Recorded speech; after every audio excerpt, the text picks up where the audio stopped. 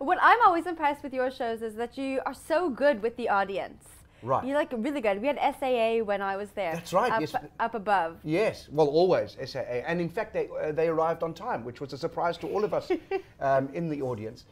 No, I do love that. I love that interaction. I think one of the pleasures and the perks of watching something live has to be that kind of direct interaction between the audience and the performer. It doesn't mean that necessarily in shows that the actors need to talk to the performers, but there needs to be an energy that exists only in that moment. So that when you walk out and you say, wow, I enjoyed that show, it's because that show offered that specific experience for that night, and it can't be recreated. I think that's one of the pleasures of live theatre. And so I try and engage with the audience. It's part of the fun for me as well, that every night's slightly different. They come in, we form a little relationship over the 2 hours, I get to know them, they leave, I get sad, we do it all over again the following night. Shame. I know. My life is a constant roller coaster of ups and downs. Now, Mark Lodring told me that his one-man show, he finds it actually gets harder because now he has an audience to impress, and when he was just starting out, he didn't really care. Is that the same with you? Who's this Mark Lottering? I've never heard. No, I'm joking. That's fantastic. Yeah, I suppose it is. There is a pressure that kind of builds up. I mean, if you've been lucky enough to to build a kind of following over the years, that's a wonderful thing. But the reverse is also then true. People have expectations, and it's also kind of weird as comedians. We always talk about this. Comedians will sit around and say, musicians, for example, famous bands who've become famous for certain types of songs, they get away with it. They can come back, and when they do the concert, we want to hear the old classics. Right, don't we? exactly. We don't mind the new covers or the new songs they're trying, but we also want to hear the stuff we love.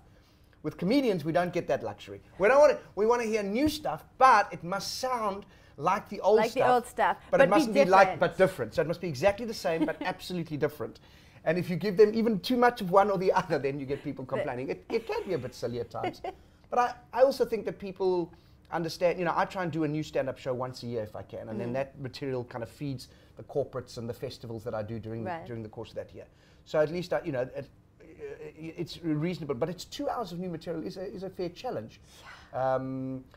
That's why in my shows there's those sketches where I can just play and clown around a little. Right. So for the Unitard I do a silk act for the first time ever. Have you taken silk yoga classes? No. Because I thought he's very good. Thank you. You're welcome. I do, yeah, look, I went to Zip Zap, and Brent van Rensburg, who runs Zip Zap Circus, an amazing man, he gave me a couple of tips and obviously taught me how to climb that silk. I was very impressed when you Thank you. I was too. I'd never got that far before, oh my so that was intriguing to me. And then once I'm up there, oh my goodness, I can't even begin to tell you what happens. She was shocked and amazed. We had to stall the interview by a day, just so she could get over it. Did you ever fall from that thing? In the training, actually, when we did the 2 or 3 sessions, we had mats underneath, and we tried a trick where I actually flip a full 360 degrees. And I did it twice, and I thought, this is going to be so amazing in front of an audience. And then the third time, I fell. And then they went, oh, did we not tell you that if you don't do it properly, you will slip to the harness? And I was like, ah.